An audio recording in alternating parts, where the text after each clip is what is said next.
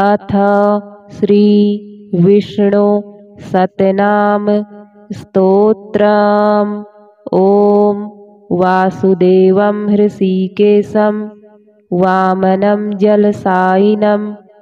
जनार्दनं हरिं कृष्णं श्रीवक्षं गरुडध्वजं वाराहं पुण्डरीकाक्षं नृसिंहं नरकान्तकम् अव्यक्तं शाश्वतं विष्णुम् अनन्तम् अजमव्ययं नारायणं गदाध्यक्षं गोविन्दं कीर्तिभाजनं गोवर्धनोद्धरं देवं भूधरं भुवनेश्वरं वेत्तारं यज्ञपुरुषं यज्ञेशं यज्ञवाहकं चक्रपाणिं गदापाणिं शङ्खपाणिं नरोत्तमं वैकुण्ठं दुष्टदमनं भूगर्भं पीतवाससं त्रिविक्रमं त्रिकालज्ञं त्रिमूर्तिं नन्दिकेश्वरं रामं रामं हयग्रीवं भीमं रौद्रं भवोद्भवं श्रीपतिं श्रीधरं श्रीशं मङ्गलं मङ्गलायुधं दामोदरं दमोपेतं केशवं केशिसूदनं वरेण्यं वरदं विष्णुम् आनन्दं वसुदेवजं हिरण्यरेतसं दीप्तं पुराणं पुरुषोत्तमं सकलं निष्कलं शुद्धं निर्गुणं गुणशाश्वतं हिरण्यतनुसङ्काशं सूर्यायुतसमप्रभं मेघश्यामं चतुर्बाहुं कुशलं कमलेक्षणं ज्योतिरूपम् अरूपं च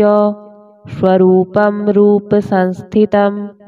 सर्वज्ञं सर्वरूपस्थं सर्वेशं सर्वतोमुखं ज्ञानं कूटस्थमचलं ज्ञानदं परमं प्रभुं योगीशं योगनिष्णातं योगिनं योगरूपिणम् ईश्वरं सर्वभूतानां वन्दे भूतमयं प्रभुम् इति नाम शतं दिव्यं वैष्णवं खलु पापहं व्यासेन कथितं पूर्वं सर्वपापप्रणाशनं यः पठेत् प्रातरुत्थाय सो भवेद्वैष्णवो नरः सर्वपापविशुद्धात्मा विष्णुसायुज्यमाप्नुयात् चान्द्रायणसहस्राणि कन्यादानशतानि च गवां लक्षसहस्राणि मुक्तिभागी भवेन्नरः अश्वमेधायुतं पुण्यं फलं प्राप्नोति मानवः ॐ वासुदेवं हृषीकेशं वामनं जलसायिनं जनार्दनं हरिं कृष्णं श्रीवक्षं गरुडध्वजं वाराहं पुण्डरीकाक्षं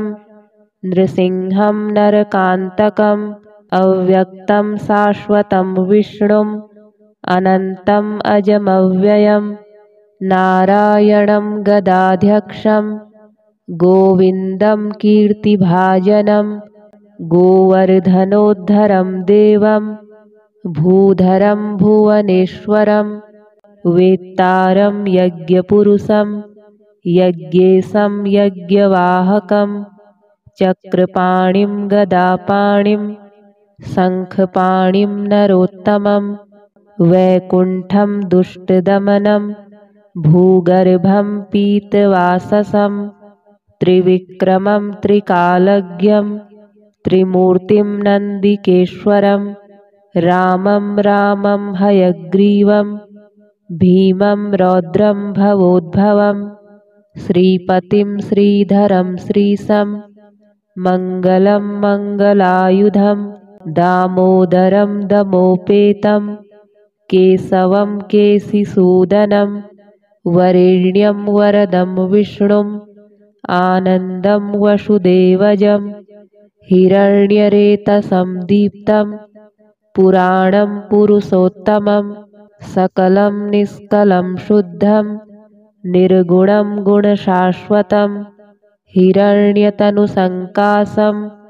सूर्यायुतसमप्रभं मेघश्यामं चतुर्बाहुं कुशलं कमलेक्षणं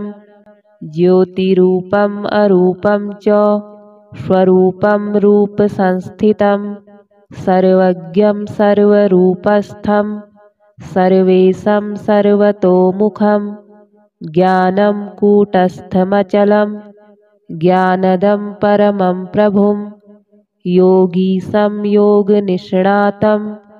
योगिनं योगरूपिणम् ईश्वरं सर्वभूतानां वन्दे भूतमयं प्रभुम् इति नाम शतं दिव्यं वैष्णवं खलु पापहं व्यासेन कथितं पूर्वं सर्वपापप्रणाशनं यः पठेत् प्रातरुत्थाय सो भवेद्वैष्णवो नरः सर्वपापविशुद्धात्मा विष्णुसायुज्यमाप्नुयात् चान्द्रायणसहस्राणि कन्यादानशतानि च गवां लक्षसहस्राणि मुक्तिभागी भवेन्नरः अश्वमेधायुतं पुण्यं फलं प्राप्नोति मानवः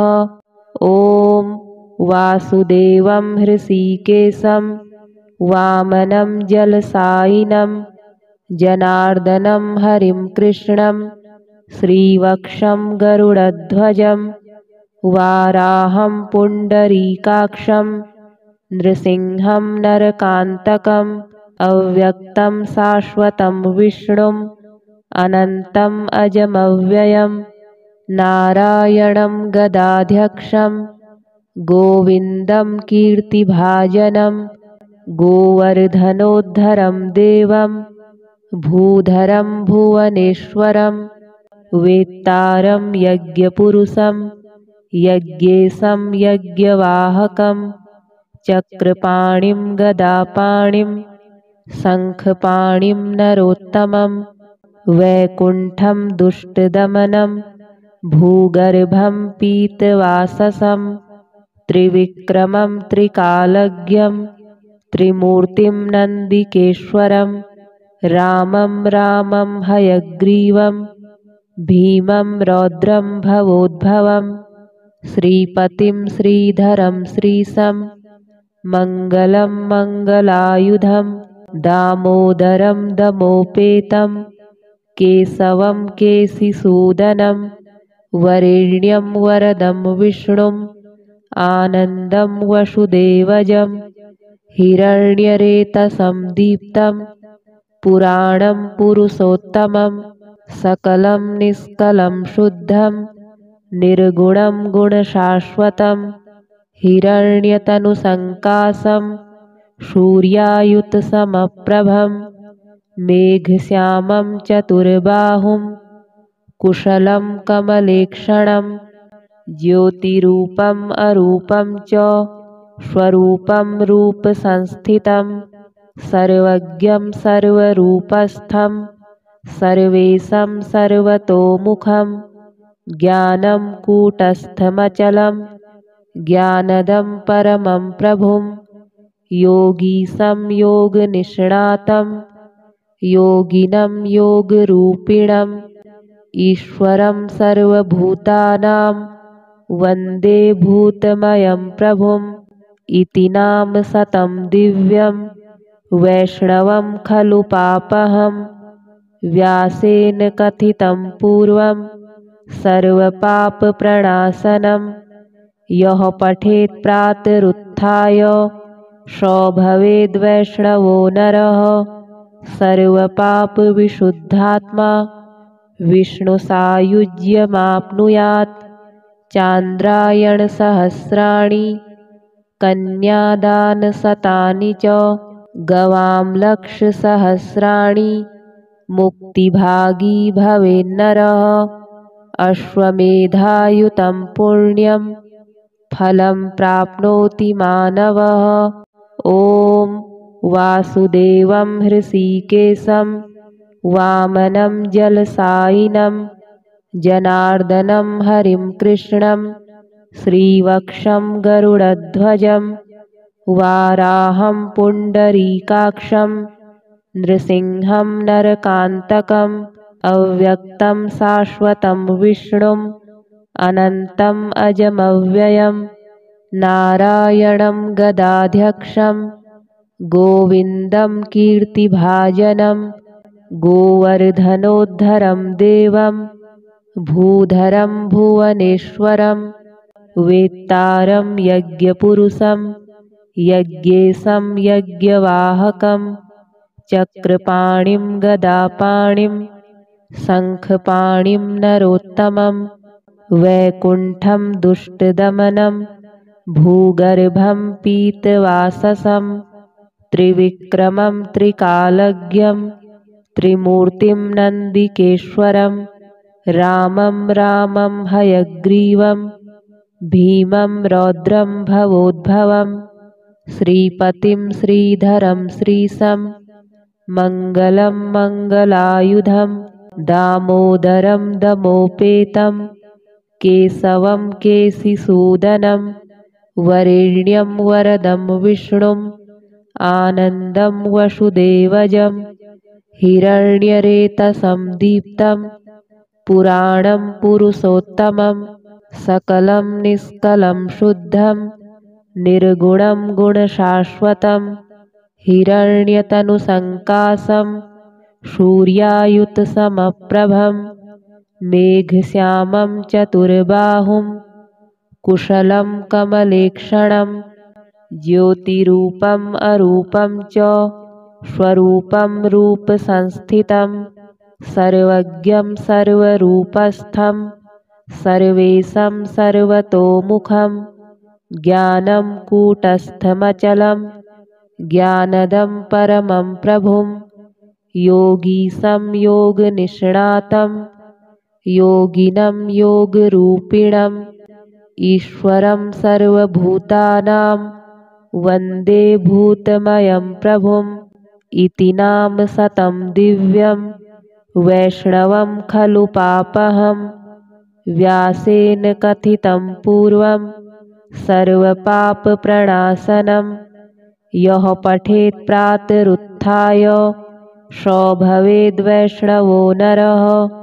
सर्वपापविशुद्धात्मा विष्णुसायुज्यमाप्नुयात्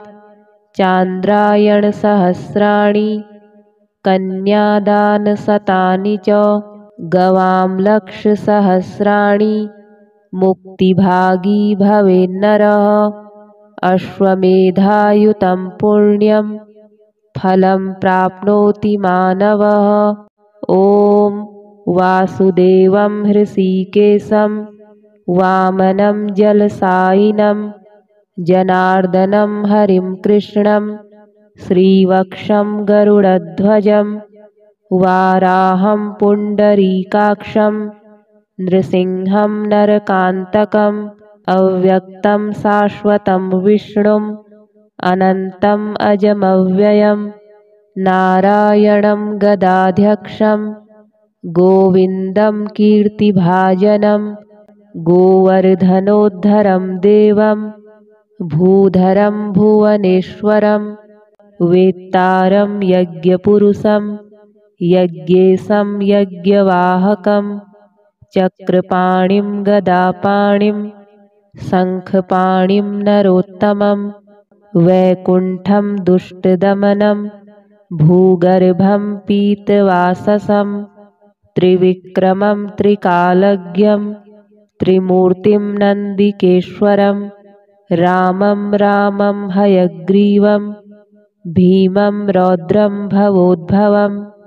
श्रीपतिं श्रीधरं श्रीशं मङ्गलं मङ्गलायुधं दामोदरं दमोपेतं केशवं केशिसूदनं वरेण्यं वरदं विष्णुम् आनन्दं वसुदेवजं हिरण्यरेतसं दीप्तं पुराणं पुरुषोत्तमं सकलं निष्कलं शुद्धं निर्गुणं गुणशाश्वतं हिरण्यतनुसङ्कासं सूर्यायुतसमप्रभं मेघश्यामं चतुर्बाहुं कुशलं कमलेक्षणं ज्योतिरूपम् अरूपं च स्वरूपं रूपसंस्थितं सर्वज्ञं सर्वतोमुखं ज्ञानं कूटस्थमचलं मङ्गलं मङ्गलायुधं दामोदरं दमोपेतं केशवं केशिसूदनं वरेण्यं वरदं विष्णुम् आनन्दं वसुदेवजं हिरण्यरेतसं दीप्तं पुराणं पुरुषोत्तमं सकलं निष्कलं शुद्धं निर्गुणं गुणशाश्वतं हिरण्यतनुसङ्कासं सूर्यायुतसमप्रभं मेघश्यामं चतुर्बाहुं कुशलं कमलेक्षणं ज्योतिरूपम् अरूपं च स्वरूपं रूपसंस्थितं सर्वज्ञं सर्वरूपस्थं सर्वेशं सर्वतोमुखं ज्ञानं कूटस्थमचलं ज्ञानदं परमं प्रभुं योगीशं योगनिष्णातं योगिनं योगरूपिणम् ईश्वरं सर्वभूतानां वन्दे भूतमयं प्रभुम् इति नाम शतं दिव्यं वैष्णवं खलु पापहं व्यासेन कथितं पूर्वं सर्वपापप्रणाशनं यः पठेत् प्रातरुत्थाय सो भवेद्वैष्णवो नरः सर्वपापविशुद्धात्मा विष्णुसायुज्यमाप्नुयात् चान्द्रायणसहस्राणि कन्यादानशतानि च गवां लक्षसहस्राणि मुक्तिभागी भवेन्नरः अश्वमेधायुतं पुण्यं फलं प्राप्नोति मानवः ॐ वासुदेवं हृषीकेशं वामनं जलसायिनं जनार्दनं हरिं कृष्णं श्रीवक्षं गरुडध्वजं वाराहं पुण्डरीकाक्षं नृसिंहं नरकान्तकम् अव्यक्तं शाश्वतं विष्णुम् अनन्तम् अजमव्ययं नारायणं गदाध्यक्षं गोविन्दं कीर्तिभाजनं गोवर्धनोद्धरं देवं भूधरं भुवनेश्वरं वेत्तारं यज्ञपुरुषं यज्ञेशं यज्ञवाहकं चक्रपाणिं गदापाणिं शङ्खपाणिं नरोत्तमं वैकुण्ठं दुष्टदमनं भूगर्भं पीतवाससं त्रिविक्रमं त्रिकालज्ञं त्रिमूर्तिं नन्दिकेश्वरं रामं रामं हयग्रीवं भीमं रौद्रं भवोद्भवं श्रीपतिं श्रीधरं श्रीशं मङ्गलं मङ्गलायुधं दामोदरं दमोपेतं केशवं केशिसूदनं वरेण्यं वरदं विष्णुम् आनन्दं वसुदेवजं हिरण्यरेतसं दीप्तं पुराणं पुरुषोत्तमं सकलं निष्कलं शुद्धं निर्गुणं गुणशाश्वतं हिरण्यतनुसङ्कासं सूर्यायुतसमप्रभं मेघश्यामं चतुर्बाहुं कुशलं कमलेक्षणं ज्योतिरूपम् अरूपं च स्वरूपं रूपसंस्थितं सर्वज्ञं सर्वरूपस्थं सर्वेशं सर्वतोमुखं ज्ञानं कूटस्थमचलं ज्ञानदं परमं प्रभुं योगीशं योगनिष्णातं योगिनं योगरूपिणम् ईश्वरं सर्वभूतानां वन्दे भूतमयं प्रभुम् इति नाम शतं दिव्यं वैष्णवं खलु पापहं व्यासेन कथितं पूर्वं सर्वपापप्रणाशनं यः पठेत् प्रातरुत्थाय सो भवेद्वैष्णवो नरः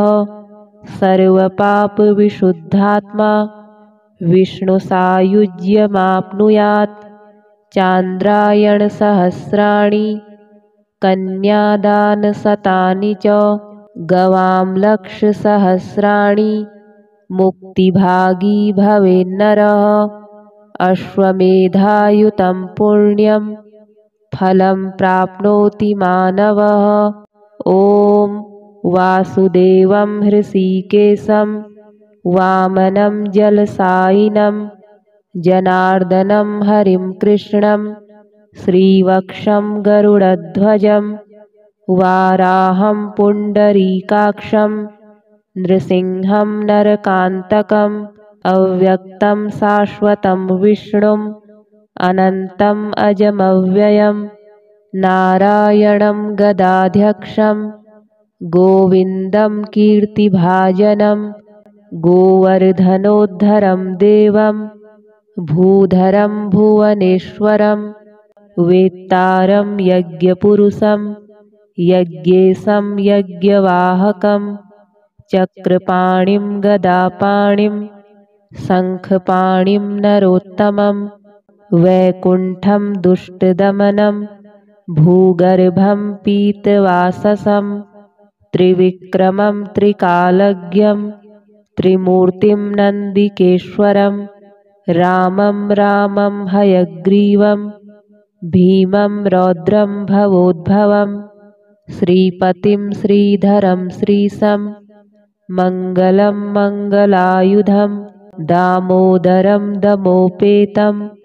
केशवं केशिसूदनं वरेण्यं वरदं विष्णुम् आनन्दं वसुदेवजं हिरण्यरेतसं दीप्तं पुराणं पुरुषोत्तमं सकलं निष्कलं शुद्धं निर्गुणं गुणशाश्वतं हिरण्यतनुसङ्कासं सूर्यायुतसमप्रभं मेघश्यामं चतुर्बाहुं कुशलं कमलेक्षणं ज्योतिरूपम् अरूपं च स्वरूपं रूपसंस्थितं सर्वज्ञं सर्वरूपस्थं सर्वेशं सर्वतोमुखं ज्ञानं कूटस्थमचलं ज्ञानदं परमं प्रभुं योगीशं योगनिष्णातं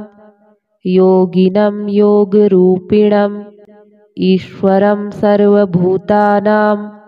वन्दे भूतमयं प्रभुम् इति नाम शतं दिव्यं वैष्णवं खलु पापहं व्यासेन कथितं पूर्वं सर्वपापप्रणाशनं यः पठेत् प्रातरुत्थाय सो भवेद्वैष्णवो नरः सर्वपापविशुद्धात्मा विष्णुसायुज्यमाप्नुयात् चान्द्रायणसहस्राणि कन्यादानशतानि च गवां लक्षसहस्राणि मुक्तिभागी भवेन्नरः अश्वमेधायुतं पुण्यं फलं प्राप्नोति मानवः ॐ वासुदेवं हृषीकेशं वामनं जलसायिनं जनार्दनं हरिं कृष्णं श्रीवक्षं गरुडध्वजं वाराहं पुण्डरीकाक्षं नृसिंहं नरकान्तकम् अव्यक्तं शाश्वतं विष्णुम् अनन्तम् अजमव्ययं नारायणं गदाध्यक्षं गोविन्दं कीर्तिभाजनं गोवर्धनोद्धरं देवं भूधरं भुवनेश्वरं वेत्तारं यज्ञपुरुषं यज्ञेशं यज्ञवाहकं चक्रपाणिं गदापाणिं शङ्खपाणिं नरोत्तमं वैकुण्ठं दुष्टदमनं भूगर्भं पीतवाससं त्रिविक्रमं त्रिकालज्ञं त्रिमूर्तिं नन्दिकेश्वरं रामं रामं हयग्रीवं भीमं रौद्रं भवोद्भवं श्रीपतिं श्रीधरं श्रीशं मङ्गलं मङ्गलायुधं दामोदरं दमोपेतं केशवं केशिसूदनं वरेण्यं वरदं विष्णुम् आनन्दं वसुदेवजं हिरण्यरेतसं दीप्तं पुराणं पुरुषोत्तमं सकलं निष्कलं शुद्धं निर्गुणं गुणशाश्वतं हिरण्यतनुसङ्कासं सूर्यायुतसमप्रभं मेघश्यामं चतुर्बाहुं कुशलं कमलेक्षणं ज्योतिरूपम् अरूपं च स्वरूपं रूपसंस्थितं सर्वज्ञं सर्वरूपस्थं सर्वेशं सर्वतोमुखं ज्ञानं कूटस्थमचलं ज्ञानदं परमं प्रभुं योगीशं योगनिष्णातं योगिनं योगरूपिणम् ईश्वरं सर्वभूतानां वन्दे भूतमयं प्रभुम् इति नाम शतं दिव्यं वैष्णवं खलु पापहं व्यासेन कथितं पूर्वं सर्वपापप्रणाशनं यः पठेत् प्रातरुत्थाय सो भवेद्वैष्णवो नरः सर्वपापविशुद्धात्मा विष्णुसायुज्यमाप्नुयात् चान्द्रायणसहस्राणि कन्यादानशतानि च गवां लक्षसहस्राणि मुक्तिभागी भवेन्नरः अश्वमेधायुतं पुण्यं फलं प्राप्नोति मानवः ॐ वासुदेवं हृषीकेशं वामनं जलसायिनं जनार्दनं हरिं कृष्णं श्रीवक्षं गरुडध्वजं वाराहं पुण्डरीकाक्षं नृसिंहं नरकान्तकम् अव्यक्तं शाश्वतं विष्णुम् अनन्तम् अजमव्ययं नारायणं गदाध्यक्षं गोविन्दं कीर्तिभाजनं गोवर्धनोद्धरं देवं भूधरं भुवनेश्वरं वेत्तारं यज्ञपुरुषं यज्ञेशं यज्ञवाहकं चक्रपाणिं गदापाणिं शङ्खपाणिं नरोत्तमं वैकुण्ठं दुष्टदमनं भूगर्भं पीतवाससं त्रिविक्रमं त्रिकालज्ञं त्रिमूर्तिं नन्दिकेश्वरं रामं रामं हयग्रीवं भीमं रौद्रं भवोद्भवं श्रीपतिं श्रीधरं श्रीशं मङ्गलं मङ्गलायुधं दामोदरं दमोपेतं केशवं केशिसूदनं वरेण्यं वरदं विष्णुम् आनन्दं वसुदेवजं हिरण्यरेतसं दीप्तं पुराणं पुरुषोत्तमं सकलं निष्कलं शुद्धं निर्गुणं गुणशाश्वतं हिरण्यतनुसङ्कासं सूर्यायुतसमप्रभं मेघश्यामं चतुर्बाहुं कुशलं कमलेक्षणं ज्योतिरूपम् अरूपं च स्वरूपं रूपसंस्थितं सर्वज्ञं सर्वरूपस्थं सर्वेशं सर्वतोमुखं ज्ञानं कूटस्थमचलं ज्ञानदं परमं प्रभुं योगीशं योगनिष्णातं योगिनं योगरूपिणम् ईश्वरं सर्वभूतानां वन्दे भूतमयं प्रभुम् इति नाम शतं दिव्यं वैष्णवं खलु पापहं व्यासेन कथितं पूर्वं सर्वपापप्रणाशनं यः पठेत् प्रातरुत्थाय सो भवेद्वैष्णवो नरः सर्वपापविशुद्धात्मा विष्णुसायुज्यमाप्नुयात् चान्द्रायणसहस्राणि कन्यादानशतानि च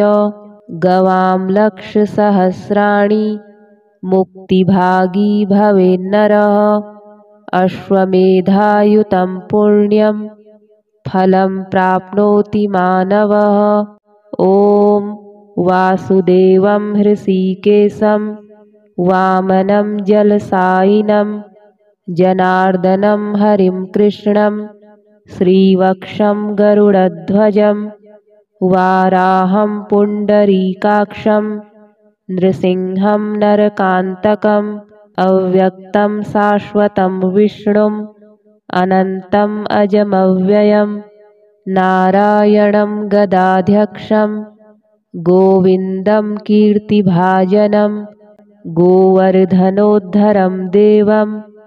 भूधरं भुवनेश्वरं वेत्तारं यज्ञपुरुषं यज्ञेशं यज्ञवाहकं चक्रपाणिं गदापाणिं शङ्खपाणिं नरोत्तमं वैकुण्ठं दुष्टदमनं भूगर्भं पीतवाससं त्रिविक्रमं त्रिकालज्ञं त्रिमूर्तिं नन्दिकेश्वरं रामं रामं हयग्रीवं भीमं रौद्रं भवोद्भवं श्रीपतिं श्रीधरं श्रीशं मङ्गलं मङ्गलायुधं दामोदरं दमोपेतं केशवं केशिसूदनं वरेण्यं वरदं विष्णुम् आनन्दं वसुदेवजं हिरण्यरेतसं दीप्तं पुराणं पुरुषोत्तमं सकलं निष्कलं शुद्धं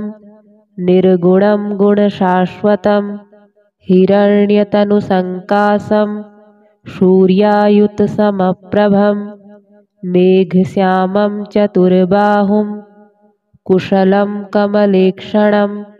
ज्योतिरूपम् अरूपं च स्वरूपं रूपसंस्थितं सर्वज्ञं सर्वरूपस्थं सर्वेशं सर्वतोमुखं ज्ञानं कूटस्थमचलं ज्ञानदं परमं प्रभुं योगीशं योगनिष्णातं योगिनं योगरूपिणम् ईश्वरं सर्वभूतानां वन्दे भूतमयं प्रभुम् इति नाम शतं दिव्यं वैष्णवं खलु पापहं व्यासेन कथितं पूर्वं सर्वपापप्रणाशनं यः पठेत् प्रातरुत्थाय सो भवेद्वैष्णवो नरः सर्वपापविशुद्धात्मा विष्णुसायुज्यमाप्नुयात् चान्द्रायणसहस्राणि कन्यादानशतानि च गवां लक्षसहस्राणि मुक्तिभागी भवेन्नरः अश्वमेधायुतं पुण्यं फलं प्राप्नोति मानवः ॐ वासुदेवं हृषीकेशं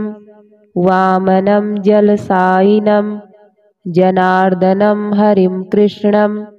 श्रीवक्षं गरुडध्वजं वाराहं पुण्डरीकाक्षं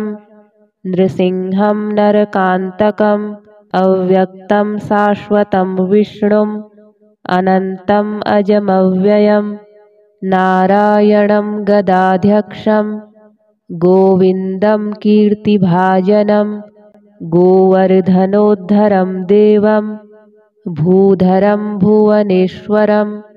वेत्तारं यज्ञपुरुषं यज्ञेशं यज्ञवाहकं चक्रपाणिं गदापाणिं शङ्खपाणिं नरोत्तमं वैकुण्ठं दुष्टदमनं भूगर्भं पीतवाससं त्रिविक्रमं त्रिकालज्ञं त्रिमूर्तिं नन्दिकेश्वरं रामं रामं हयग्रीवं भीमं रौद्रं भवोद्भवं श्रीपतिं श्रीधरं श्रीशं मङ्गलं मङ्गलायुधं दामोदरं दमोपेतं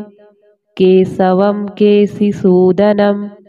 वरेण्यं वरदं विष्णुम् आनन्दं वसुदेवजं हिरण्यरेतसं दीप्तं पुराणं पुरुषोत्तमं सकलं निष्कलं शुद्धं निर्गुणं गुणशाश्वतं